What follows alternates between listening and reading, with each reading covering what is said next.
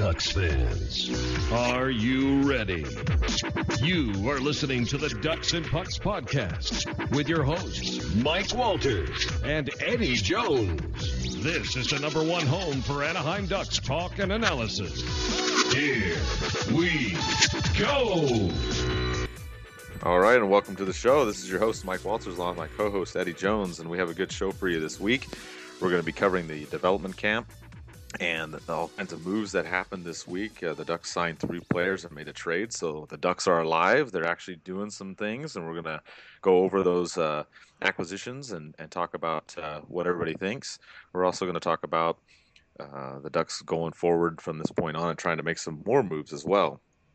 But going back to this last week, on July 4th, the Ducks had a development camp, and it was a good event where they had it at Anaheim Ice. It was just a couple hours on the morning of 4th of July, and the teams played a development camp game, which was a scrimmage. It's not quite like the regular hockey game of 3 periods and 20 minutes. Instead, it's 2 halves of 25 minutes of running time.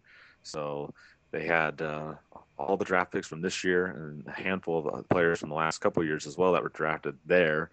And it was a fun event. You know, it was a good 4th of July. You got time off. You got to go inside and see a game where it was nice and cool. So it was a good time. The things that impressed me the most about this was the Ritchie line with Terry and Case. They played very well together. Ritchie had a goal and assist, and Case had a goal. Ritchie also could have had a hat trick. He had one opportunity at the side of the net in which he just barely missed. The puck had jumped over his stick. And he also had an empty netter that he just barely missed. So, Ritchie looked pretty good out there. He had a chance to get a hat trick. And on the other team, they had Max Jones, the Ducks' first-round draft pick, who will join us later on the show in a little bit. And Julius Nottinen and Nick Sorensen were on his line, and they all skated really well and were flying around the ice and did pretty good. So we're going to talk to Max a little bit about that. And additionally, Sam Steele stood out to me. He skated very well, was going after the loose pucks very quickly and getting into the corners fast. So he looked good out there on the ice. And I encourage you to check out the scrimmage on the website. We have an article up there that talks about the highlights and the scoring and whatnot and all the lineups. So if you go on there, you can see everything that happened from that game on July 4th. And we're also going to have Max Jones come on and talk about the scrimmage as well as answer some of our other questions. And now with us, we have Max Jones, the Ducks' first-round draft pick, 24th overall. Thanks for coming on the show, Max. Max, when you went to the draft and got picked, how was the experience that day for you? A big excitement getting picked in the first round, get picked up by the Ducks. Yeah, definitely. It's special to go to the Ducks. I think that's the starters, but I had a lot of family there too, so it was cool to experience it with them. And also I had a bunch of guys on my team that got drafted too, so it was pretty cool to share with them also. Speaking of that, congratulations on winning the Memorial Cup with the London Knights as well. Yeah, thank you. Thanks. I did get to see you briefly on the 4th of July at the development camp. I got to see you skate out there, and you did pretty well. What were your thoughts of the weekend as you got to spend it with the at the Ducks facility in Anaheim? Yeah, special. I was in LA the past couple of years with my agent's campus, so I was never really down in Orange County or in Anaheim there. So it was pretty cool to just see, like the stadium stuff, but then more importantly the rink and the locker room and stuff. But just the skating and the working out, I think everything it was really cool. You gotta just take notes and stuff like that so you can come back and just kind of be better for the next camp, and I think that's what I did. So after winning the Memorial Cup, I heard you had a chance to meet Corey Perry after the game. How does it feel to kind of have that link and kind of go the same path that he did to the same organization? Yeah. Well, I didn't meet him after the game. I met him right when we got back to London. So when we got back, he came to see us and congratulate all of us, and that's when we met him. And it's pretty cool, just kind of be around a guy like that, especially him playing in London too. And I never thought I'd go to the Ducks and have to think that I just met Corey Perry, and then he texted me the day after I got it. So it's just kind of a small world, I guess, but it's a pretty special moment. So are you looking to maybe push for a spot out of camp, or you think you're kind of set on going back and playing another season in London next year? The team is, every single time they get a chance, right? I mean, if you're not trying, then I mean, what's the point? If I had my mind set on going back to London, then what's the point of going to camp? So I'm gonna try to make the team right away. I know that I'm a left winger and I play with size and speed and compete and just go and give it my all. But you know what? If I don't make it, then it doesn't matter to me. I'll go back to London and I'll do the same thing I did this year. Yeah, and do you kind of try and model your game after anybody? Obviously, a lot of people, because of your size and the way you play, have kind of linked you to Corey Perry or Scott Hartnell or those types of guys. Do you kind of model your play after any of those guys, or? Yeah, somewhat. Corey Perry's a pretty good one. Yeah, but I always kind of just said James Neal for his scoring touch, and then I also said kind of Milan Lucic, just kind of with the physical edge and stuff.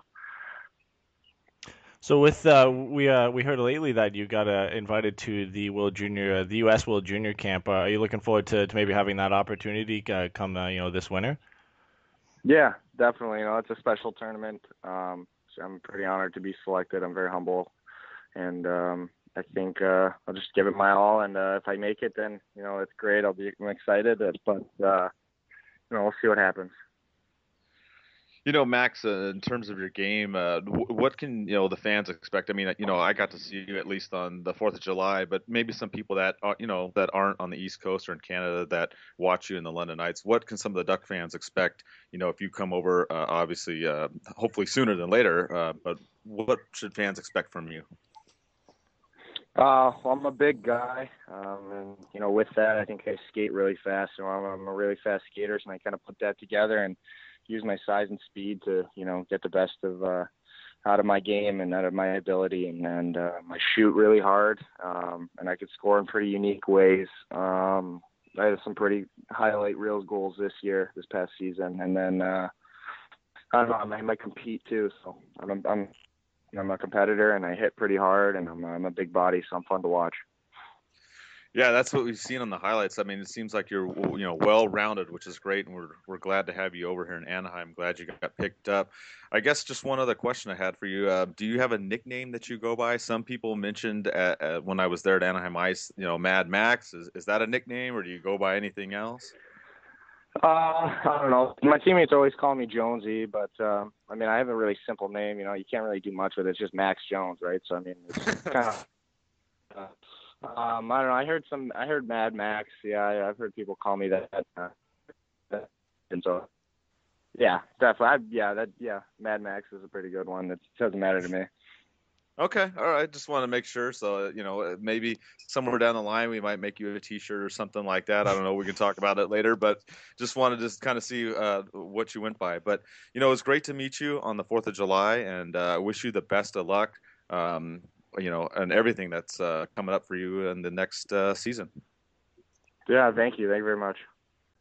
All right, that was Max Jones, so we appreciate him coming on, and now we're going to shift gears. The Ducks actually did some stuff this week, Eddie. They picked up 3 more players in a signing, and then obviously 1 more in a trade. We'll get to the trade in a little bit, but on the 4th of July, the news came out that Mason Raymond was picked up, which was then confirmed on the 5th, along with Jared Boll and Jeff Schultz.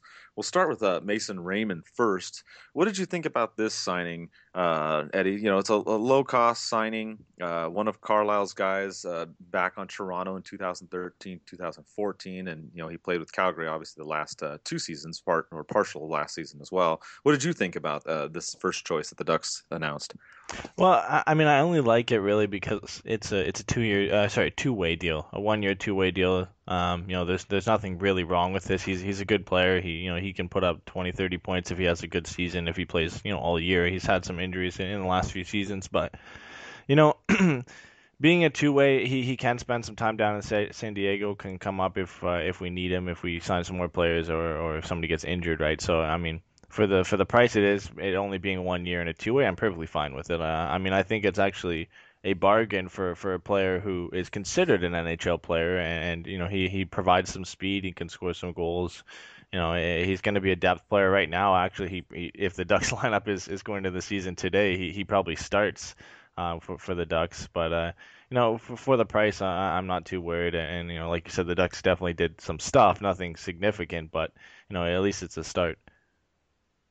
Yeah, and I think the anticipation of this signing kind of remind me of like a Danny Heatley signing, Eddie, but maybe on a smaller scale. Obviously, Mason Raymond didn't get 50 goals in any season, but I mean, he had a couple decent seasons. 2009, 2010, he had the 53 point season. And then at Carlisle in 2013 and 14, he had the 45-point season. So there, it's kind of I don't know, it's going to be difficult to measure.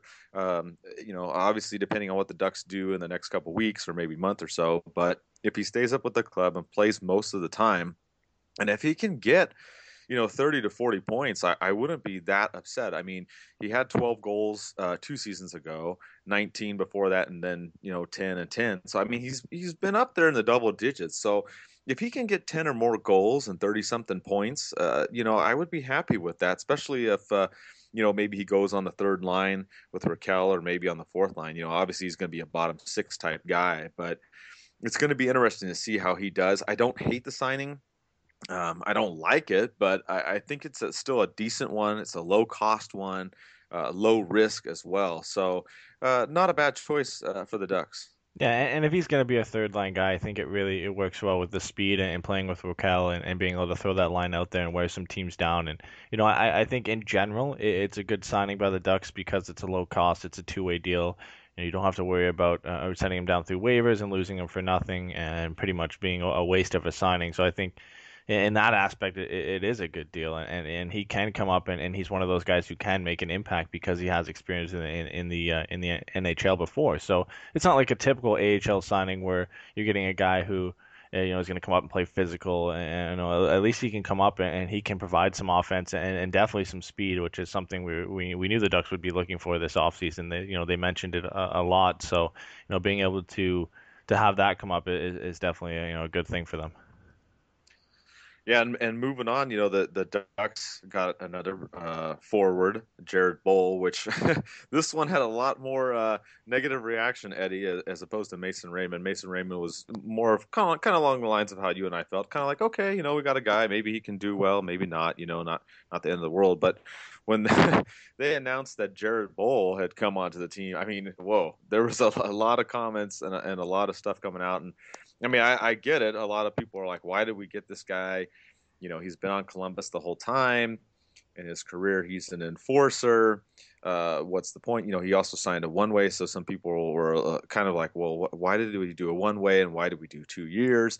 Some of that you have to take into account is because of the expansion draft, which is what I explained in the article, and hopefully, some people figured that out, because the problem right now that the Ducks have is they don't have enough forwards in the lineup if they want to go with option A. And option A means they would protect 7 forwards going into the expansion draft. And the way it works, the rules, they would also have to have 2 more forwards signed through 2017, 2018. That would have to be exposed. So even though they got Boyle, and yeah, he's an enforcer, and you're probably thinking, okay, this is a fourth-line guy, what's the deal? If he at least plays 40 games in the next season, which was another caveat of the rule, he'll be exposed into the draft. So that's part of the reason why the contract was signed what it was. I get some people are trying to figure out what's the point of having the enforcer or whatnot. But, the Ducks haven't had one for a while, and maybe putting them on the fourth line with Wagner and Garbutt, maybe that'll work out. I don't love this signing either. I'm just explaining the way it went, and that's a large chunk of the expansion draft, which Carlisle and Murray have to worry about, Eddie, as far as building this team going forward. Yeah, and it's not like the Ducks have a lot of players like that who are going to take a lot of penalties. I mean, by no means is he brought in to score goals or put up points, like you said. I mean, he averages over 2 penalty minutes a game through his career, so he's going to come in and he's going to play physical and he's going to step over that line a couple of times too. And I think if the Ducks penalty kill is as good as it was last year, then it won't be anything we have to worry about. He'll make other teams play on their toes. And I don't, like I said, I don't love the signing either, but I kind of get it. We don't have a player like that. It could be, like you said, looking towards the expansion draft and being able to make sure we have other guys protected and having enough guys eligible for it. So It makes sense, and we do have to sign some depth wingers, and we have to bring in some players. Obviously with losing Perron and McGinn and Stewart, for various reasons. I think it's a signing that makes sense. But a lot of the fans are still looking for that big trade or the big signing. So obviously the reaction to this one is going to be a little bit negative. Yeah, and then it kind of continued. I mean, then the Ducks went out and also announced that they had Jeff Schultz. Not to be confused with Justin Schultz. I saw some people saying some things about why do we get this guy, and going on and on about all that stuff with Justin. You got to realize this is Jeff Schultz. So he played with the Washington Capitals for a long time. Then was in the Kings system in the last couple of years, which he didn't play much in LA. He actually played more in the AHL and minor league system the last couple seasons. But he was brought over strictly as a depth move. Again, which has been the running theme of these players, and I know a lot of people, as you mentioned, Eddie, they're getting impatient basically, and I get it. The fans are getting impatient. They want some more quality wingers, and we're not getting that. We're getting guys that are bottom six roll forwards, or we're getting guys to backfill on the defense. With the Schultz move here, it's pretty much to go to San Diego and fill in. He's going to be down there. Another part of this, thinking ahead, Eddie, is maybe if a move is made for a Fowler or Dupree or someone on the blue line and Theodore or Montour brought up, then, you have Schultz down there as well to take care of the lineup and the goal. So I think they thought ahead, on this move as far as other moves to come. And that's all this really was. And, again, this is another move. I don't really like it. I don't hate it either. It's just another necessary move.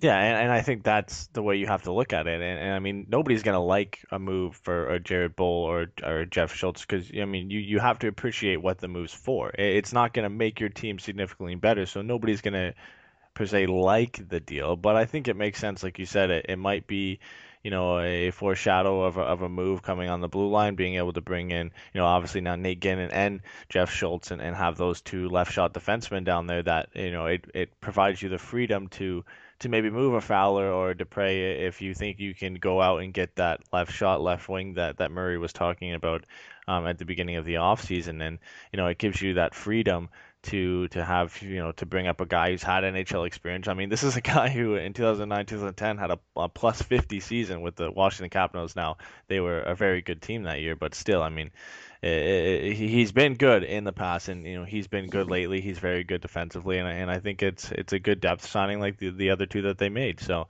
you can't be too hard on Murray for not bringing back or not replacing the guys that we lost. I mean, like Perron went to St. Louis because he wanted to play there, not necessarily because Murray couldn't bring him back. And Stewart went to Minnesota because he wanted to play there. And that's nothing against the Ducks. It's just those two players have a lot of history with those two organizations. They know a lot of people there. They know some of the players who are still there. So you can't expect Murray to go out and sign, Louis Eriksson or Kyle Okposo or Yuri Hudler who's still left. Some of these deals, you have to think about the future with the Ducks, especially with their cap situation and especially having to still sign Lindholm and Raquel. Yeah, exactly. And, later on in the show, we're going to get to some of the free agents out there and talk about some of the other players that the Ducks may target as well. Some possible trades, too, that we brought up from last time, but we kind of have an update on Detroit as well, which we'll get to in a little bit. But to round out the moves this week, the Ducks then traded the 2017 conditional pick. Don't know all the conditions yet, but they did that for Bernier out of Toronto, which, I had all kinds of reactions, Eddie, on this one. I had people that were, super ecstatic. They were like, Bernier, great, I love it. I had other people that were like, what are we doing? This guy's terrible. And then I had other people that were just like, okay, yeah, whatever. So I think if you look at this move, I'm actually pretty happy with this one. Out of all the moves this week, this was the one that I actually liked. It was one that we actually did talk about this too, Eddie. We talked about, free agency, and we talked about trading for goalies. And we had in our group chat that we have for Ducks and Pucks, the staff, we talked about Enroth being the free agent to go after, and we talked about Bernier as the one to trade for. And we got one of the two that we talked about. So amongst us, we were pretty happy with the way that this went down. And I think it was something that the fans need to consider. Those of you that look at this move and you're like, Jonathan Bernier, why are we getting this guy? You have to look at his numbers. And you're going to sit there and go, okay, yeah, he has a 500 record, and he didn't do that well in Toronto. And, why are we getting this guy, especially with the way he's played the last couple of years? But you got to remember, it's Toronto. They have a subpar defense. And Bernier didn't do that poorly there. I mean, when he was in Toronto, he had a 915 save percentage, 2.8 goals against. And I know those aren't like awesome numbers, but that's not bad playing in Toronto. You go back to LA, he had a 2.36 goals against and a 912 save percentage. So he did obviously better in LA with that stronger defense. The defense very similar to the Ducks in those years, and the Ducks still have that kind of defense now. So I like this move, Eddie, and I think Bernier is going to come in, take some pressure off Gibson, and at least play 20 to 25 games. Yeah, and you have to look back to his 5 years with LA, where the reason Toronto and a lot of other teams were looking at him is because they believed he could be a starting goalie. He had some solid numbers there. His save percentage was .912, his goals against average was 2.36, which are some solid numbers, especially for a guy who was behind Jonathan Quick. And a lot of people expected he can be a starter, and Toronto took a gamble on him. And you look at his 3 years in Toronto where he played, obviously a significant amount of more games. He played 62 in 5 years with LA and 151 in 3 years with Toronto. So you look at his numbers there, and his save percentage is actually better. It's .915 over a longer stretch of games. Obviously, his goals against is down, but like you said, you have to look at the teams that he's playing with in Toronto. But I actually like it. I know obviously Enroth was still out there, Kari Rama was still out there. There's a lot of other goalies that were possible options, but I honestly think Bernier is a better option than all of them. I think he still has the potential to be that quality backup. He can win games. When he's on his best, he plays like a starting goaltender, and that's what you want from a backup. He might not be a guy who can start 50, 60 games from you, but that's not what the Ducks need right now. They need a guy who can come in and play 20 to 30 games, and for a guy who has been the starter in Toronto for the last few seasons or has been in contention for the starting role, I think him coming down from 50, 60 games and playing 30 is going to help him a lot, and I think he's going to have a successful season in Anaheim. Yeah, I agree, and I think if we can get him, like you're talking about, if he can play 25 games, win at least a dozen or so of those games, that wouldn't be too bad. I mean, he'd come in and do that. Gibson plays like he did in the middle of the season last year and towards the end, then we'll be fine in net. So I'm not really worried about this pick at all as far as the trade and whatnot. I like what they did. Enroth was another one that the Ducks, I did get word, had talked to Enroth. He had also looked at San Jose, and he may be looking at Toronto now, obviously, with this move. So keep your eye on Enroth. You may see some movement there. The only real concern I kind of had with this Bernier thing was the cap hit, Eddie. Murray saved $2 million because Toronto paid out the bonus to him on July 1st. So the Ducks didn't have to pay that. They only have to pay $2.15 million of the $4.15 million. But that goes against the cap, Eddie. And I think that kind of will segue into our next section here. But the Ducks are definitely going to have to do something because according to General Manager, there's about $9.9 million in cap space left. You still have Raquel and Lindholm to figure out those deals. So I think, getting this done was good, but at the same time, it's even foreshadowing even more that the Ducks need to make some kind of trade. Yeah, for sure. I mean, they take on, like you said, $4 million in cap space. When they had 13, we thought, yeah, okay, you might not have to make a deal. You should be able to get Lindholm and Raquel signed up for under 13 million and maybe make another signing. But right now, with obviously bringing in this 4 million in cap space, they do avoid the signing bonus, but that has no impact really on the cap. So it makes sense, and it's always made sense. I mean, right now they've got 4 or 7 defensemen who could be starting, and 4 on the left side. So being able to move out, maybe obviously Fowler has been talked about a lot. Dupre, he's been talked about, not as much, but with the Ducks needing to move a left defenseman, there's an option there. Stoner is another one with his contract. A lot of fans wanting to offload that as well. So there has to be an option there to trade a left defenseman. It'll free up a lot of cap space. You might, we talked about it before too with a possible Fowler for Thomas Tatar. Even that trade frees up a little bit of cap space. And right now with having to sign, 2 key players, to maybe not long-term deals, but you got to sign these 2 guys. Any little bit of cap space counts right now.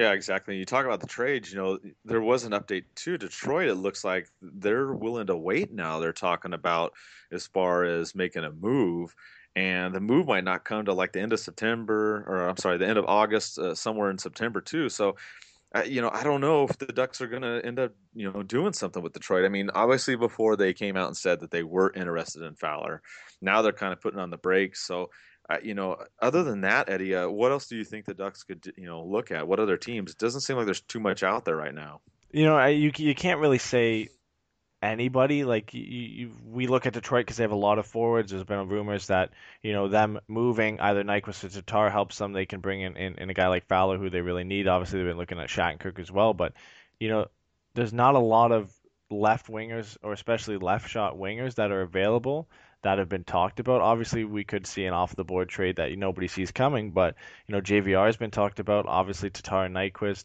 There still is the option for Yakupov, but then do you really want to trade a guy like Fowler to a team in the division that needs all they really need is a player like Fowler, right? So it's tough. There's not a lot of options. Like you said, there have been the stories coming out that Detroit is willing to wade into training camp. That doesn't mean they will, but Ken Holland there, he wants to see if a guy like Anthony Mantha is ready, if Thomas Jurko is ready. They just heard Pulkkinen is going to be out for 4 to 6 months, so there's definitely an urgency for Detroit right now to make a move, and more so for the Ducks to try and move out some kind of salary or to bring in that winger. Yeah, exactly. I just don't see as many options, like you said. Detroit, Toronto, Edmonton may be ones, and unless, like you said, something else comes out of nowhere that we look for. So, the Ducks are going to have to do something, though. They're going to have to figure out, especially with Stoner's contract, BX's contract, Dupree.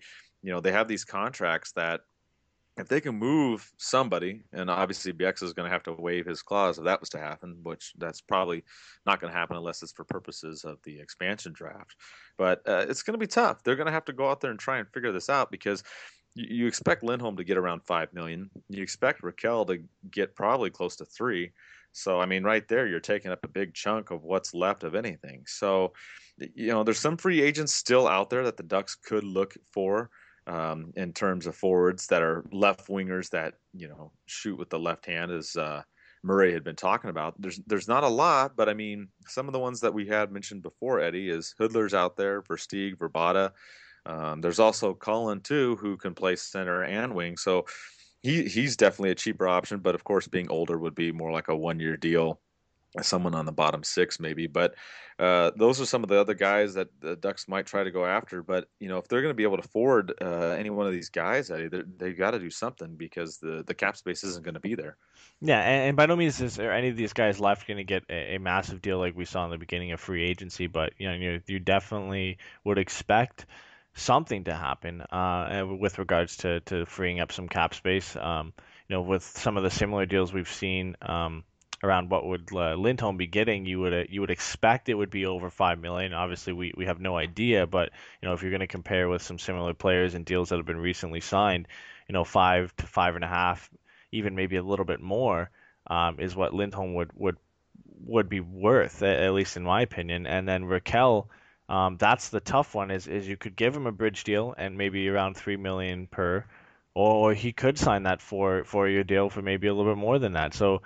It's tough right now. They're in a tough situation with the cap. Obviously, these are important players that you got to get signed. Murray's mentioned it multiple times, but it doesn't give you a lot of room right now to make any negotiations with any free agents having to get these two big deals done.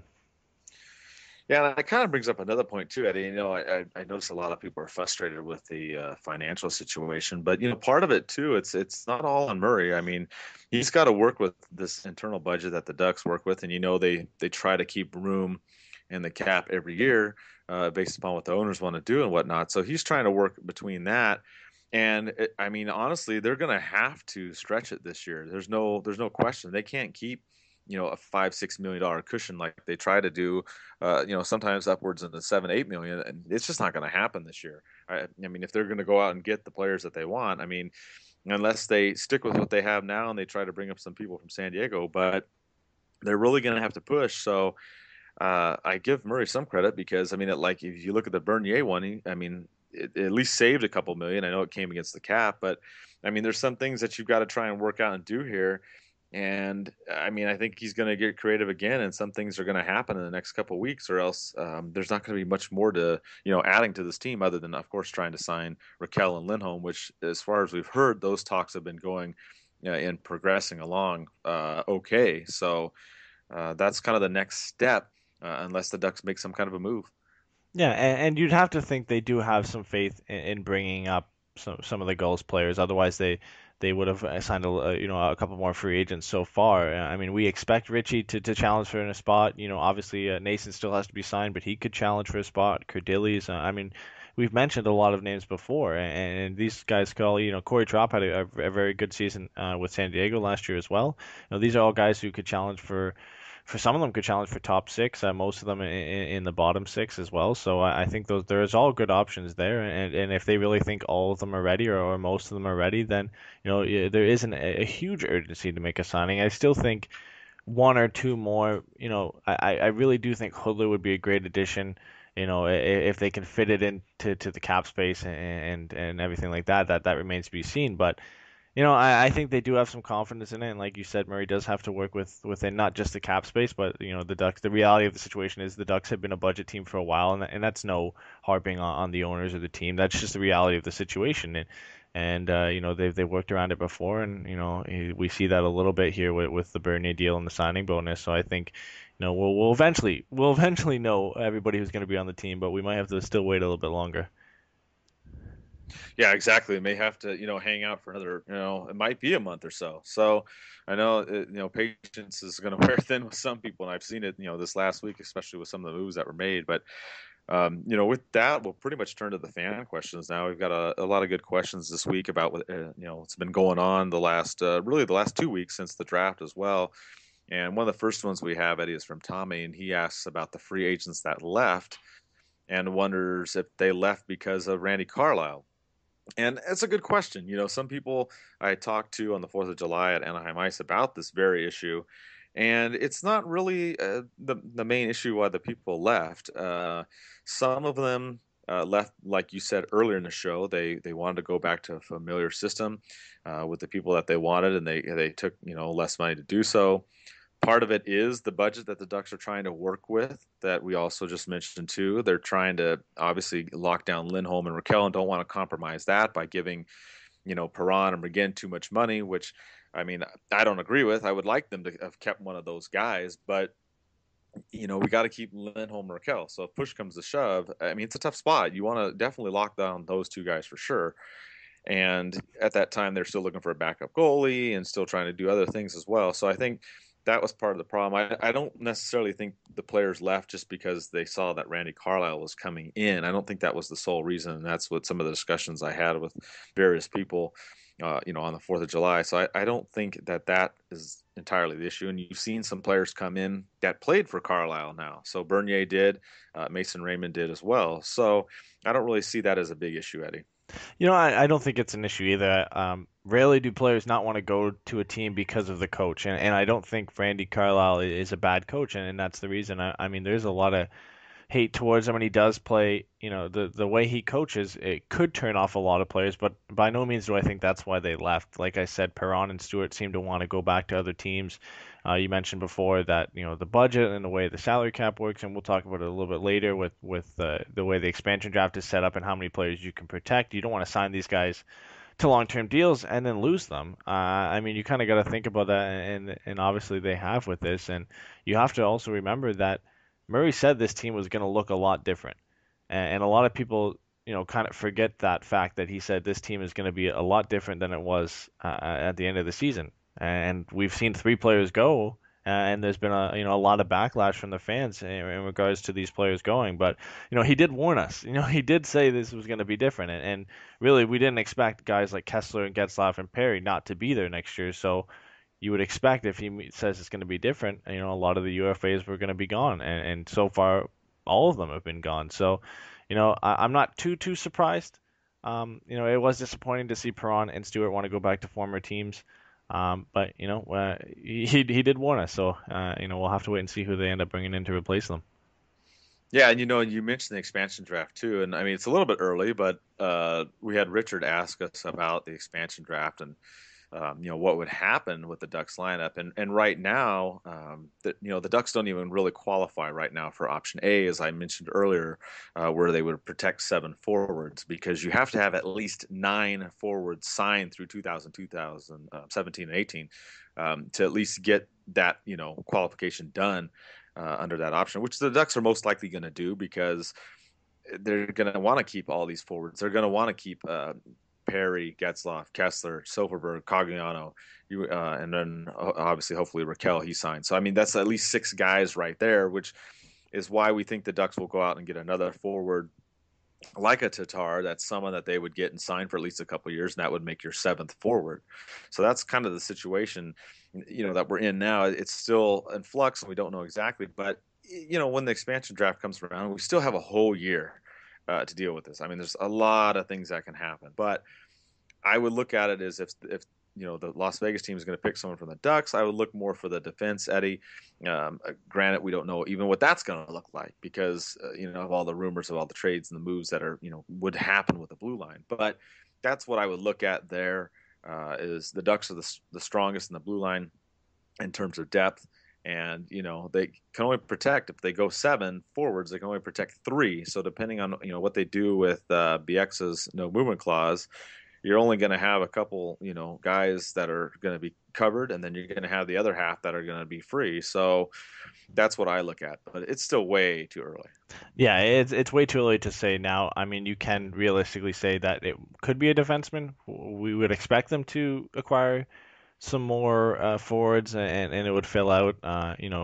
We still speculate that there could eventually be a trade with Detroit or with Toronto or with somebody for forward, and then that would play into the role of protecting 7 forwards and 3 defensemen. Obviously, right now we have Perry, Getzlaf, Kessler, Silverberg, Cogliano. You'd have to protect all of them. Raquel, if he gets signed, protect him as well. That's 6 right there. So if you do bring in a player like Tatar, you would expect him to be protected. And then you look at the defense, we don't know if Fowler's going to be here. We don't know if Dupre is going to be here. We don't know if Stoner's going to be here. We'd expect BX and Vatanen to still be there, but it's a question you like you said, we can't really answer right now. Well, at the beginning of the season, for sure, we will know what the team is. We'll know who'll still be here. We'll know who we have to protect, and then it will make more sense. But right now, we can speculate it'd be a defenseman, but it's extremely hard to say who it would be right now. And another fan question that kind of goes off of that too, Eddie, is based upon the lineup, and like you said, there's still some things that need to be done. There's still some forward spots that we'd like to have filled. I mean, if you look at the lineup right now, the Ducks would basically have to pull up 1 or 2 players from the goals to fill up the lineup right now. I mean, Richie would be one of them, obviously, and then they'd have to bring up another player because Nate Thompson's going to be out for several months. And also Wagner's going to be up as well. You got to expect that, at least with what's going on right now. So with that, we had Brian that asked a question, and he said, for the first time in a while, that he's not really excited about this season, and he wonders if the team is in a rebuilding mode. Because the last 4 seasons we've had pretty high hopes and high expectations of this team. Obviously, winning the division each year, going in the playoffs farther every year, of course, except for last year. People are thinking, okay, well, now what's going to happen this year?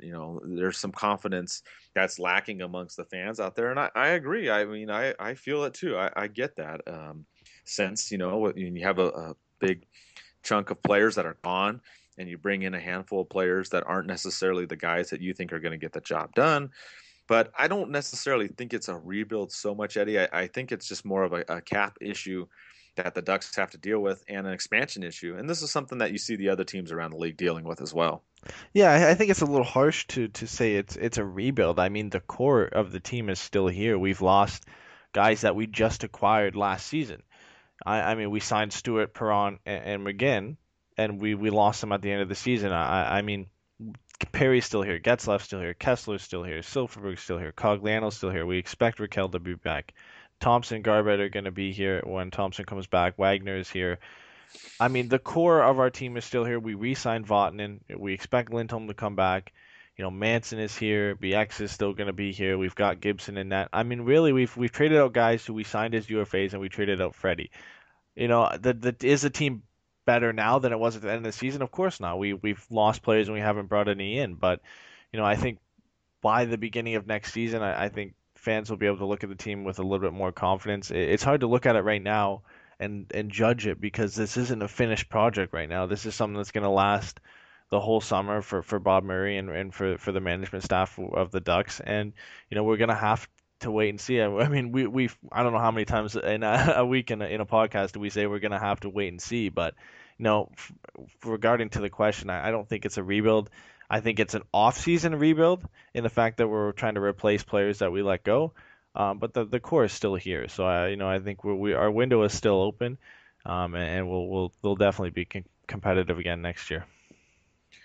And another question focuses on that a little bit more narrowly, and obviously this is one that came up, especially at the end of the playoffs when we got the Ducks got knocked out by Nashville. But this question comes from Katrina, and she asks, what needs to change, if anything, especially for Perry and Getzlaf? Also, how ready is Gibson to be full-time goalie? Let's go. It's kind of a two-part question, but I mean, let's go with Perry and Getzlaf. I think the issue here, and it's going to be, again, I hate to say it, a wait and see game, but the Ducks are going to have to figure out what they're going to do with Perry and Getzlaf this season. And what I mean by that is lineup wise. Are they going to put them together or are they going to put them separate? They did both last season. So I think that's part of the thing. If they go out and get, a JVR, a Tatar, someone like that they can put up on the front, first left wing line like that, I think you put Getzlaf and Perry together with that person, you let them roll and see how they do to start the season. That's what I would do. If not, I mean, if it's going to be something different where we don't necessarily get that player, then maybe you do split them up and try and do something. I think the biggest thing with both those players that people are concerned about has been more so their defense than our offense. I mean, obviously Perry started out slow last season, which the entire team started out slow. So we're hoping that doesn't happen again. But from a Carlisle standpoint, he's big on back checking. He's big on shot blocking. He's big on team defense. So if anything, I'm pretty sure he's going to be telling those guys that, hey, you need to make sure you play your two-way game. Don't just focus always on the one-way game. And that's something that we may see differently amongst those players, and hopefully it works out. But with the lineup being in flux, it's a little bit difficult to see, how it's going to pan out in terms of that.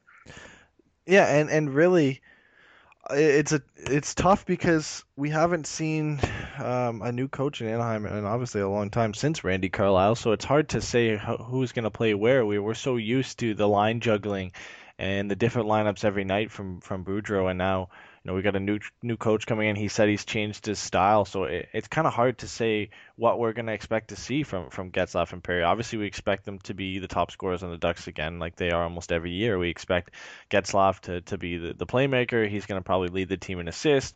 Perry, you would expect to lead the team in goals. They're going to be key players. That's why they're signed to long-term deals, and that's what we expect from them.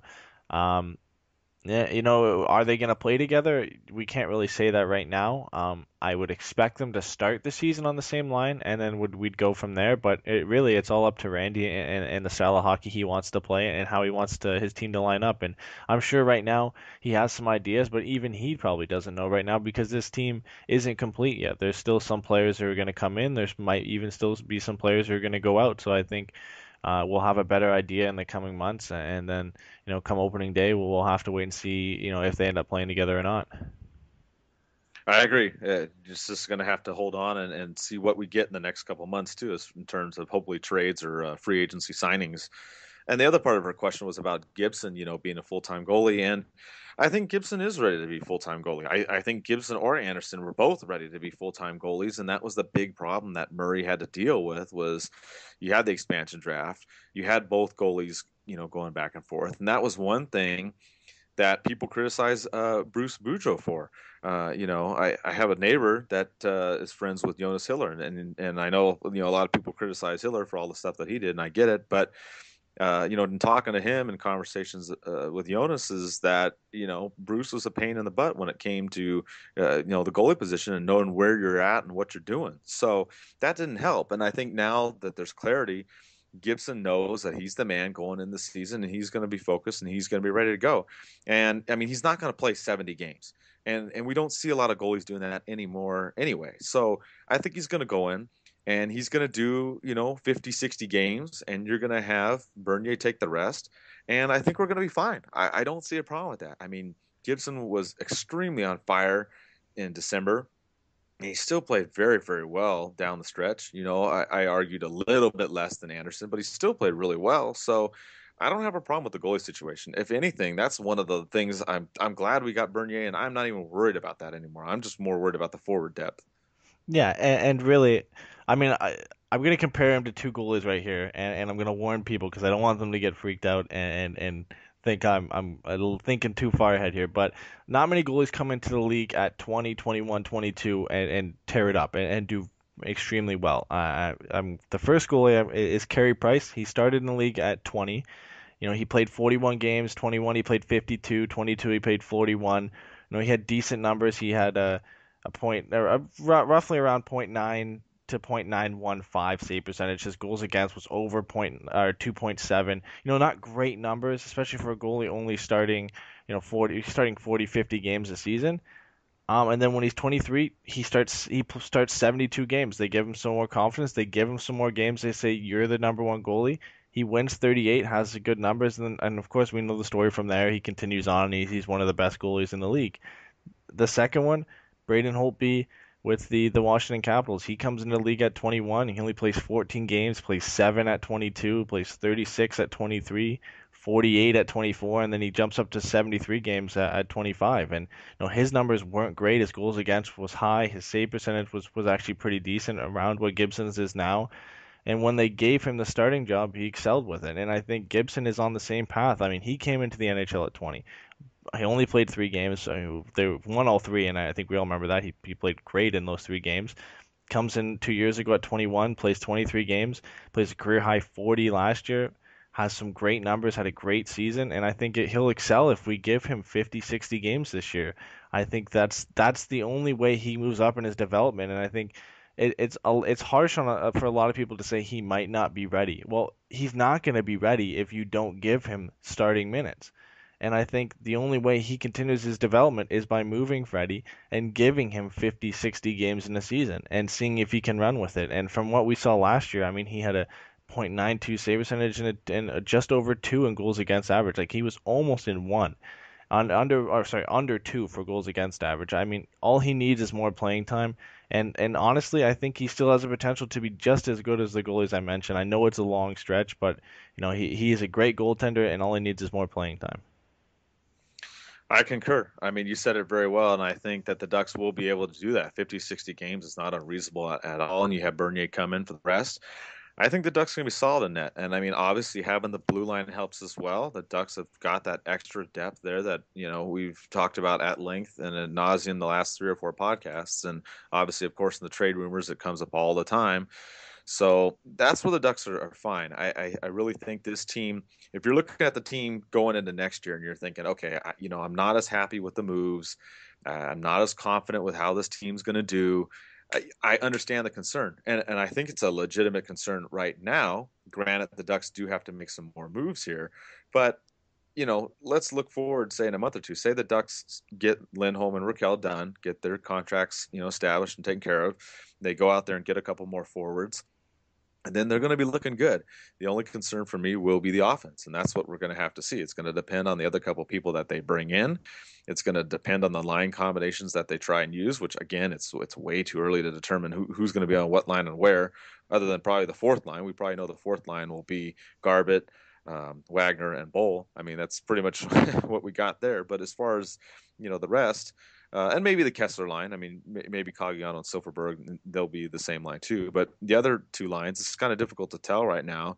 Granted, if we're going to bring up people from San Diego, or if we're going to, make a trade or free agency signing or whatnot, but I'm not as confident with this team right now as a lot of you are out there, which is completely understandable. But at the same time, let's let the team get some of these things done. Let's get the situation resolved here in the next month or 2. And, come end of August, maybe beginning of September, we can start looking at the team and go, okay, how do we feel? because it's still a work in progress, Eddie.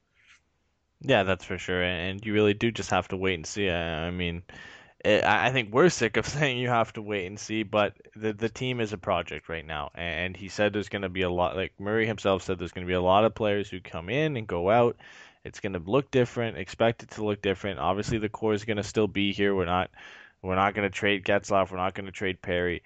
But the depth part of the team, especially up front so far, is going to look different. The blue line will look relatively the same. Obviously, Vatanen coming back. Theodore should be up next year. Lindholm should come back. Bieksa should be there. Most of the blue line should look the same, but the bottom six especially is going to look extremely different next year. And really, it's a project, like you said, and we're going to have to kind of wait and see, and hope that this team will be competitive next year. I believe it will. I think the team as it stands right now is good enough. There just needs to be a couple pieces at it, and I think they're definitely a lock for the playoffs again next year. Yeah, I agree. And one thing too is maybe the Ducks don't need to win the division next year. I mean, we've won it 4 times in a row, and it hasn't amounted to anything. 2 years ago it was great, almost one game away from the Stanley Cup final. But winning all those banners, we've compared it before. It's like San Jose. They had that stretch where they had won 4 division titles in a row, and they didn't even make it to the Stanley Cup final in the same time period. So it's kind of the same thing. So watch for the team, watch for the movements. Hopefully some more stuff will be done. I don't know if it's going to be done in the next week or not, but hopefully some more things come up soon. That way Eddie and I will have more to talk about, and we'll try and get some other players on here as well. And we'll see you in a week if there's some more stuff. If not, then maybe 2 weeks. But until then, keep the faith and let's go Ducks.